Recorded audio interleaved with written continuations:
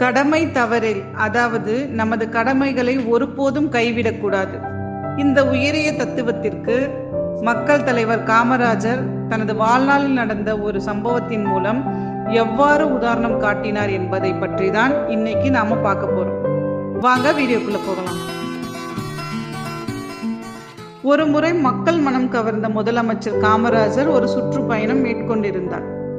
வழியில் ஒரு railway gate மூடப்பட்டது. ரயில் வருவதற்கான சிக்னல் கொடுக்கப்பட்டு விட்டதால் கடமையுணர்வுடன் அந்த கேட் கீப்பர் கேட்டை சரியாக மூடினார்.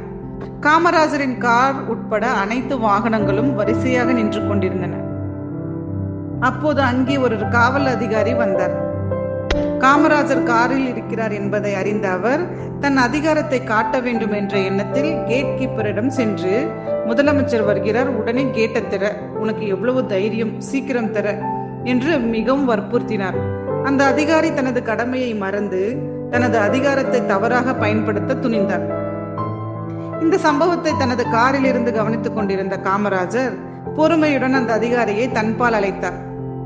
அதிகாரி பக்கத்துல வந்ததும் காமராஜர் கேட்ட கேள்வி அங்க இருந்து எல்லாரையும் ஷாக் ஆக்கிடுச்சு. ஏயா, நான் இந்த ட்ரெயின் வரும்போது இந்த கேட்டை தாண்டி போய் ரயில் அடிபட்டு செத்து போகணும்னு நினைக்கிறியா? நீ என்னையா உன் இன்டென்ஷன்னு தன் ஸ்டைல்ல செம்ம சவுண்டு விட்டார். அப்படியே அந்த அதிகாரியோட மேலதிகாரிய வரவழைச்ச நம்ம காமராஜர் அந்த அதிகாரியை காட்டி, இவனை எல்லாம் இந்த ஊர்ல வச்சிருக்காதீங்கய்யா, இந்த மாதிரி ஆளுங்க இருந்தா ஊரே கெட்டு போயிடும்னு கண்டிப்பா சொல்லிட்டார். காமராஜரோட வார்த்தைகள் அதிகார துஷ்பிரயோகம் பண்றவங்களையும் கடமையிலிருந்து தப்புபவர்களையும் அவர் எந்த அளவுக்கு வெறுத்தார்னு காட்டுச்சு. கொஞ்ச நேரத்துல ட்ரெயின் போயிடுச்சு. கேட் கீப்பர் கேட்டை திறந்தார். காமராஜரோட கார் கேட்டை தாண்டி போச்சு. ஆனா காமராஜர் காரை கொஞ்சம் தள்ளி நிறுத்திட்டு டக்குன்னு கீழே இறங்கினார். அங்கிருந்த போலீஸ் ஆபீசர்ஸ், பொதுமக்கள் எல்லாருக்கும் ஆச்சரியம், என்ன நடக்க போகுதுன்னு ஒரு எதிர்பார்ப்பு. காமராஜர் நேராக அந்த கேட் கீப்பரிடம் சென்றார். கேட் கீப்பர் பயபக்தியுடன் நின்றிருந்தார். காமராஜர் அந்த கேட் கீப்பரின் தோளில் தட்டி, தம்பி, நீ உன்னோட கடமையிலிருந்து ஒருபோதும் தவறவே இல்லை. ஒரு பிரதம மந்திரி வந்தாலும் உன் வேலைக்கு நீ உண்மையா இருக்கணும். நீ உன் கடமையை சரியாக செஞ்சிருக்க, அதுதான் உன்னோட நேர்மை, சபாஷ் என்று மனதார பாராட்டினார். காமராஜரின் பாராட்டு அந்த கேட் கீப்பருக்கு மிகப்பெரிய அங்கீகாரமாக அமைந்தது. ஒரு முதல்வரால் பாராட்டப்பட்டது அவருக்கு வாழ்நாள் அனுபவம்.